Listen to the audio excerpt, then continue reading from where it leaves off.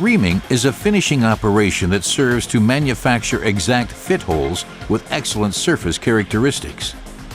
The material removal can be, depending on material and diameter of the hole, up to 1/32 of an inch. Insert the reamer in the Morse taper spindle and complete the operation with a sharp upwards push. Caution: there is a risk of injury from the sharp cutting edges. To work at low speed and high torque, select gear setting 1.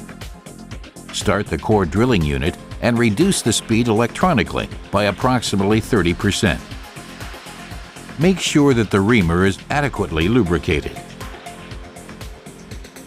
Warning: it is vital that the core drilling unit is not moved between the drilling and subsequent reaming operations. Only change the stroke setting.